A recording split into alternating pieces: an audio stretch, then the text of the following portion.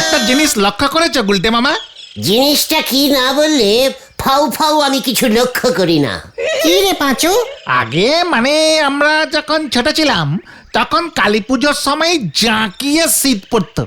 এখন দেখো কালী পুজো চলে গেল, শীত পড়বার কোনো লক্ষণই নেই। ওরে ক্যালটা বুলাস পাঁচু, ভূগোল পড়িসনি? এত এর সঙ্গে আবার ভূগোলের কি সম্পর্ক? গভীর সম্পর্ক। আরে ভূগোলে পড়িসনি আমাদের এই পৃথিবী সব সময় ওই আকাশে ভাসছে, ভাসতে ভাসতে পৃথিবীটা যখন হিমালয়ের দিকে চলে যায় তখন বরফের ঠান্ডা বাতাস হু হু করে পৃথিবীতে ঢুকে পড়ে, তখন সেটাকে তোরা বলিস শীতকাল। আবার যখন ভাসতে ভাসতে মরুভূমির দিকে চলে যায় তখন হয় গরমকাল। বুঝেছিস ক্যালটা বুলাস? পাঁচু রে, এমন তো পড়িনি। এটা এখন কি মাস চলছে বলতো? কেন অক্টোবর? এক তো অক্টোবর শেষ হচ্ছে, নভেম্বরে ঢুকবা। আরে ক্যালটা বুলাস, বাংলায় কি মাস বলে নভেম্বরকে? বাংলায়? এই তুই জানিস ভেন্ডি? না না না, আমি বলতে পারবো না। জোড়া ক্যালটা বুলাস, এখন বাংলায় বসন্ত মাস চলছে, বছর শেষ হয়ে আসছে, অক্টোবর নভেম্বর বসন্ত মাস। আর না প্লিজ গুলটে মামা, আর হজম হচ্ছে না। বসন্ত মাস। আরে ঘটন, তোর কি হয়েছে রে?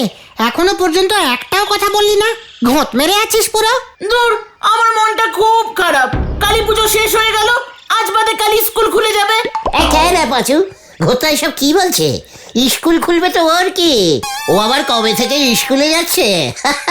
আমাদের থেকে আস্ত অকাল কুষাণ্ড। কেসটা কি রে ঘটন?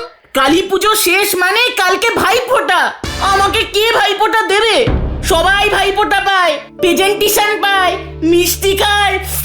আমার বোনও নেই, ফোঁটাও কেউ দেয় না। তো দুঃখ বুঝি রে ঘটন, আমারও তো একই অবস্থা রে। আমরা তিনজনই অনাথ ভাই রে। ও এই জন্য তোদের মন খারাপ? চল তোদের আমি ব্যবস্থা করিয়ে দিচ্ছি। কে দেবে আমাদের ফোঁটা?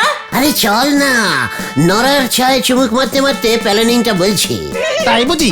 ঠিক আছে তাহলে চলো তবে। কামান কামান।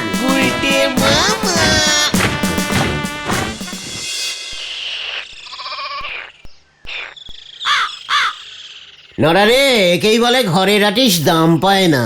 এ আপনি কি বলতেছেন গুলটি বাবু? এখানে আবার আর্টিস্ট এলো করছি কি? কে রে পাঁচু, নরা এত আনলজিক্যাল ক্যালটা বুলাস, এসব পুরনো বাংলা টোটকা কথা বুঝেছিস? তুই আর কি বুঝবি? আমিও তো বুঝতে পারছি না গুলটে মামা।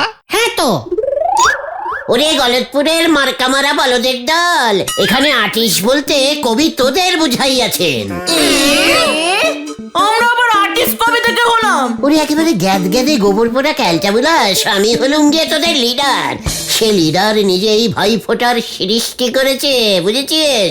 আর সেই লিডারের ঠেকের মেম্বাররাই ভাই ফোটা পাচ্ছে না। জয় গুরু। বোঝো, জামাই এসে হলধর বাবুর বাড়িতে আর ঘোমটা দেশে গদাধরের বউ। কার সাথে কি তুলনা করতেছে গুলটে বাবু? কার ঘর, কিসের আটিস, আর কোথায় গে ভাই ফোটা? দাদা, মানুষকে এত আন্ডার এস্টিমেটিং করবি না বলে দিচ্ছে। আচ্ছা আচ্ছা ঠিক আছে ঠিক আছে ঠিক আছে, কিন্তু তুমি ভাই ফোটা শুরু করেছো মানে? সে অনেক বড় গপ্প রে। আবার গল্পে ঢুকবে মনে হচ্ছে। বলো বলো গুলটে মামা বলো। বেলায় অনেক হইয়াছে, দোকান বন্ধ করার আগে আপনার গপ্প শেষ করবেন।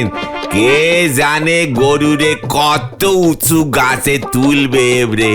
চুপ কর নরা, এখানে আমার গরু এলো থেকে। কে রে পাঁচু, নরাটা গরুর গপ্প ছাড়া কিছুই জানে না দেখছি। আরে ওই হলো গল্পের গরু। তুমি বলো দেখি তোমার ওই ভাই ফোটা শুরুর গপ্পটা। ভাবলেই কেমন লাগছে, কে জানে কি বলবে।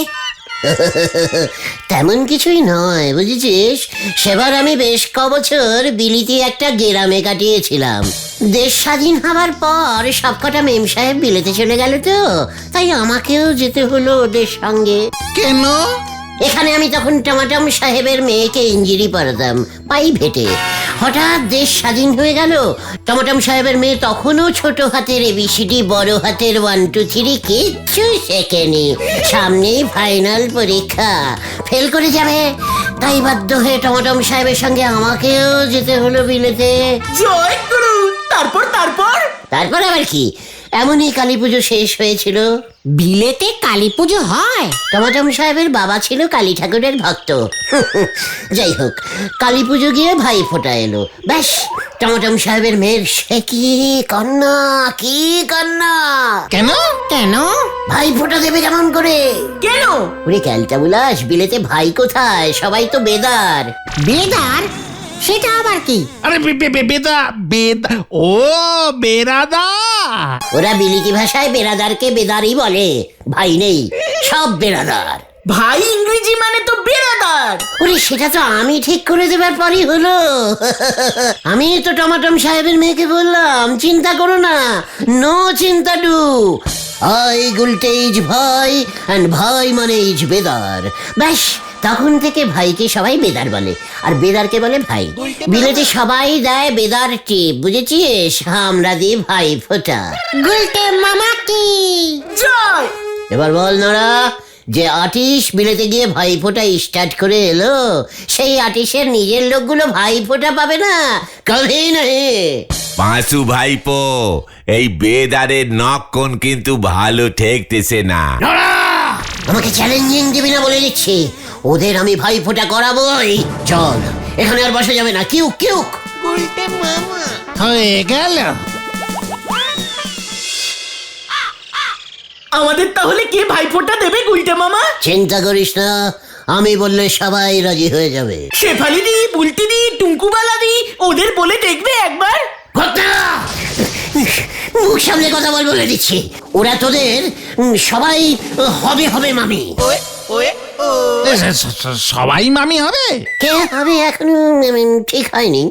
ঠিক আছে, তবে আগেই তোরা মামিকে দিদি বানিয়ে দিচ্ছিস, তাহলে আমি তোদের মামা থেকে জামাইবাবু হয়ে যাব না? ঠিক ঠিক ঠিক। আরে তোমরা এখানে? নরদার দোকানে গেছিলাম তোমাদের খোঁজে। কেন রে বুদন, তুই আমাদের এত খুঁজছিস কেন? কাল ভাই ফোঁটা, দিদি বলেছে তোমাদের সবাইকেও ভাই ফোঁটা দেবে।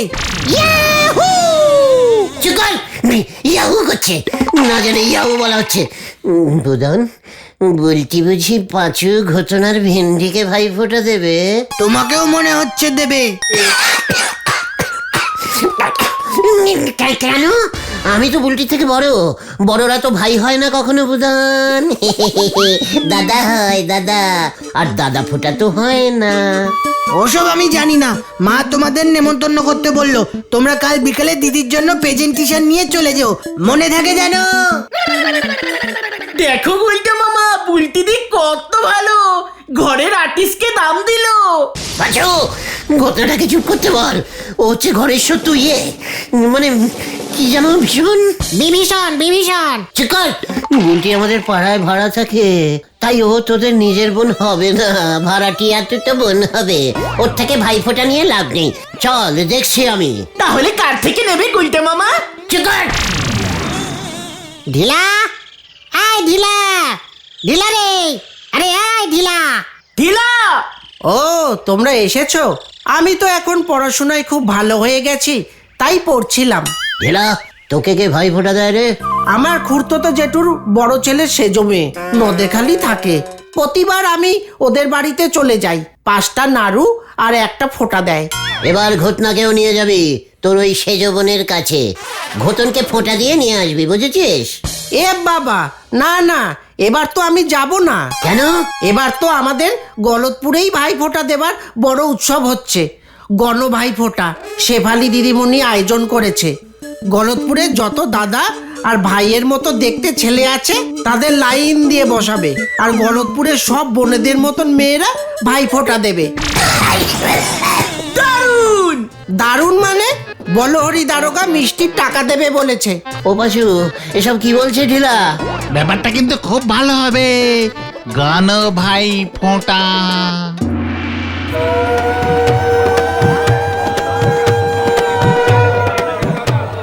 ভালো করে মন্ত্রটা পড়িস কিন্তু তোরা। ওই গুলটে হতো সারাটা তো দেখতে পেতেছি না। ও পল্টুকে পাঠিয়েছি ওটাকে ধরে আনতে। এই, না না আমি না, আমি তো মামা, এটা তো মামা ফোঁটা নয়, ভাই ফোঁটা। আমায় নয়, আমায় নয়, আমি না ও গুলটে মামা, ও গুলটে মামা। আমি না। কি হয়েছে, কি হয়েছে? এসব কি বলছো? আমি না। আমি না, কিছু না। চল চল এখান থেকে, একটা খুব ইম্পর্টেন্ট কাজ মনে পড়ে গেছে। চলে আয়, হারি পাপ। যা বাবা, কোথায় যাবো আবার? এ কি, আমরা পুরসভায় ঢুকছে কেন? কি বলছিস তুই? ভাই ফোঁটা বন্ধ করতে হবে? আরে বাট, আমরা চাই সরকার অর্থাৎ পুরসভা থেকে ঘোষণা করতে হবে এবছর অনিবার্য কারণে গলতপুরে ভাইফোঁটা বন্ধ করা হইল। মস্করা করার আর জায়গা পাওনি। ভাই ফোঁটার সঙ্গে পুরসভার সম্পর্ক কিরে হতচ্ছাড়া? এই কি স্যার, বাড়িতে জলের কল লাগাতে গেলে যদি পুরসভার পারমিশন লাগে, তবে ভাই ফোঁটা দিতে গেলেও লাগবে। যে যার ইচ্ছা মতো যাকে তাকে ভাই বানিয়ে ফোঁটা দিয়ে দেবে স্যার।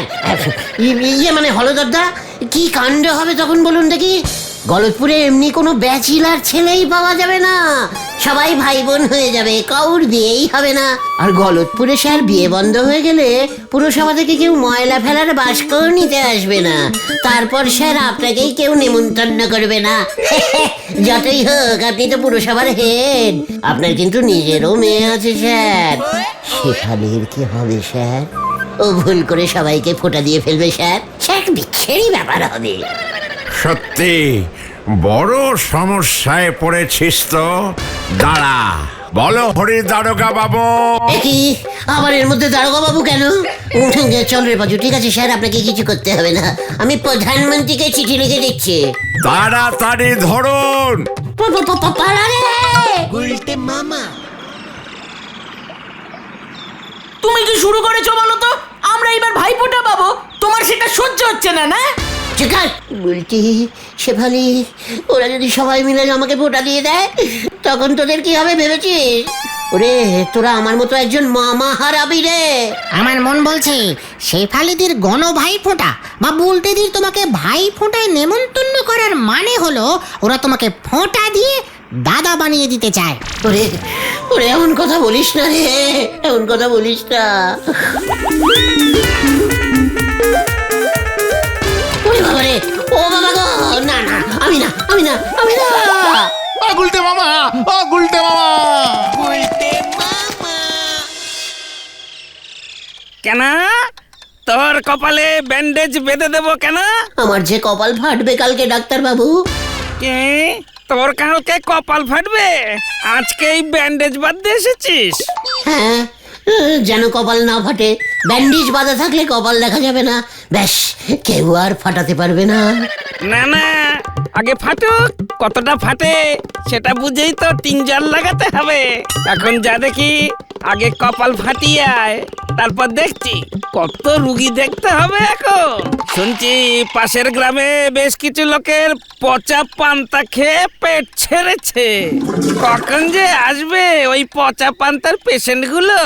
চলো গুলটে মামা, তোমার কপাল মনে হয় বাঁচবে না। ও বাবা গো, ও কি ব্যথা হয়েছে ডাক্তার বাবু, কপালটা কি ব্যথা করছে? কপাল ব্যথা করলে কেউ ব্যান্ডেজ বাঁধে হতো ছাড়া? গরম সেক দেগে তোরা যাবি নাকি এবার টিটেনাস ইঞ্জেকশনটা বার করবা? গুলটে মামা গো, এই ইঞ্জেকশন মানে? ইঞ্জেকশন দিয়ে কি হবে? আসছে ডাক্তার বাবু। ডাক্তার বাবু, এই স্টাথোস্কোপটা দিয়ে একটু কপালটা দেখে দেবেন, সত্যি ফাটবে কিনা। করেন ইঞ্জেকশনের বাক্সটা বার করতো। চলে রে পাচু।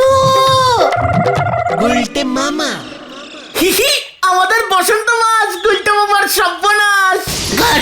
পাচু, ঘটনাটাকে মুখ শান্তিন করতে বলে দিচ্ছি। তুমি তাহলে এখন কি করবে গুলটে মামা? ব্যান্ডেজ দিয়ে কপাল গার্ড করতে তো পারলে না। তাহলে কি হলো? আমি কাপড় দিয়ে কপাল বেঁধে রাখবো, দরকার হলে গামছা জড়িয়ে রাখবো। ব্যান্ডিজ হলে লোকে খুলতো না, এমনি গামছা কাপড় হলে লোকে জোর করে খুলে তোমাকে ফোঁটা দিয়ে দেবে। তাছাড়া ভাইফোঁটা কপাল ছাড়াও বডির অন্য জায়গাতেও দেওয়া যায়।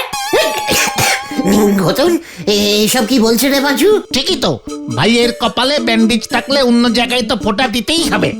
ইস কি সিন! পাড়ার সব মেয়ে বউরা দল বেঁধে তোমার পুরো বডিতে ফোঁটা দিচ্ছে। তোমার পুরো বডি একেবারে ফোঁটাতে ফোঁটাতে পুরো ফোঁটা ফোঁটা হয়ে গেছে।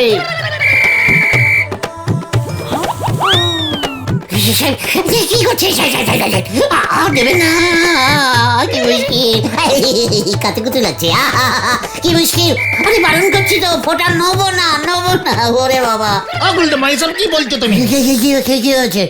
ঘটনা বউ রাধিক, মেয়েরা কেন? আমি ওই হরধর বাবু আর বলহরি দরগাকে ছাড়বো না। এইসব কিন্তু ওদের জন্য হয়েছে, ছাড়বো না আমি।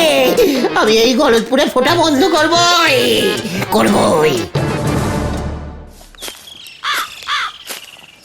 কেসটা কেমন হলো? গুলটে মামা গেল কোথায়? দেখো গে, ভাই ফোটার ভয় কোথায় গে নুইকে আছে। কোথায় আর লুকোবে? পুরনো মন্দির, স্কুলের পেছনে, নদীর পাড়, সব জায়গায় তো খুঁজে এলাম। এত চিন্তি করার দরকার নেই, রাত হলেই দেখবে ঘরের ছেলে ঠিক ঘরে ফিরে এসেছে। মনটা কেমন খচখচ করছে তো, কিছু তো একটা ভুলভাল করবেই। এত ভেবে কাজ নেই, তার থেকে বাড়ি যাই চলো। জামা প্যান্টের ওপর গরম ঘটি দিয়ে প্লেন করতে হবে। কালকে বুইটিদির বাড়িতে স্ত্রী জামা পরে যাব। হ্যাঁ, চল রে পাঁচু, দেখ গিয়ে হয়তো গুলটে মামা প্রধানমন্ত্রীকে চিঠি লিখছে।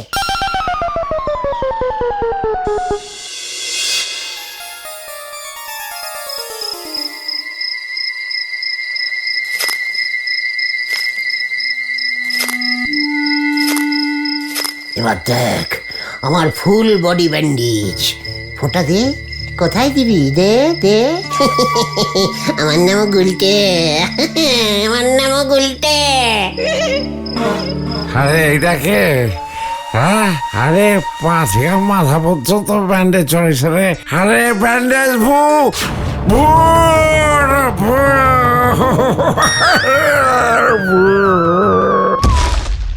এই দাদু, আমি আমাকে তাহলে ভূতের মতো লাগছে। দেখ তবে এবার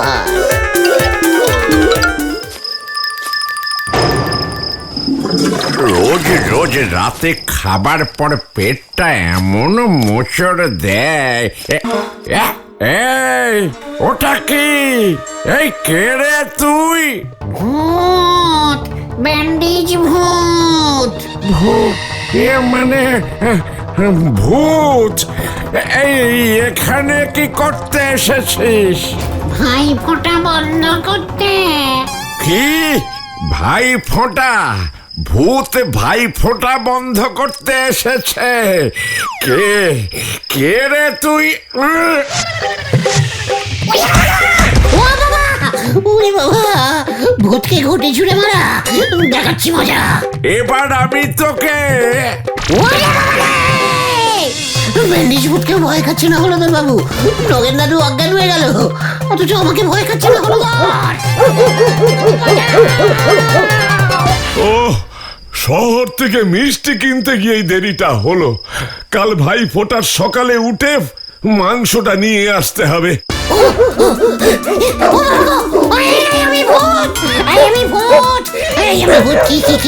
কুকুরে বাবা, ভূতকেও ভয় পায় না রে।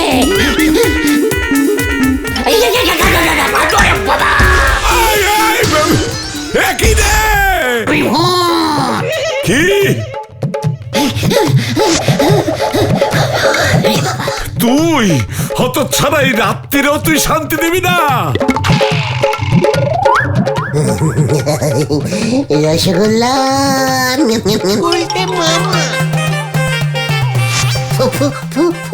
হতচ্ছাড়া,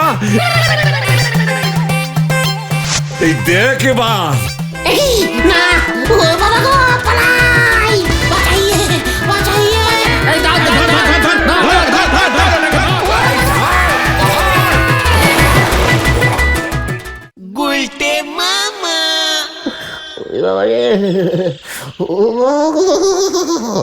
আমি তো হাসপাতালের প্রধানমন্ত্রীর চিঠি দেখিয়ে ফুল বডিতে ব্যান্ডেজ বেঁধেছিল। যা সন্দেহ করেছিলাম সেই প্রধানমন্ত্রীর চিঠি। তারপর ব্যান্ডিজ ভূত হয়ে ভয় খাওয়াতে গেলে এবার বোঝো ঠেলা, বুলটিদি শেফালিদি সবাই তোমাকে বাড়িতে এসে ফোঁটা দেবে বলেছে। হলধর বাবু দুয়ারে ভাইফোঁটা প্রকল্প ঘোষণা করেছে। ওরে বাবা রে, আমি আর ভাইফোঁটা নেব না রে। তাহলে তুমি কি নেবে গুলটে মামা? চিঠি না সিঞ্জিশন। গুলটে মামাকে জয়।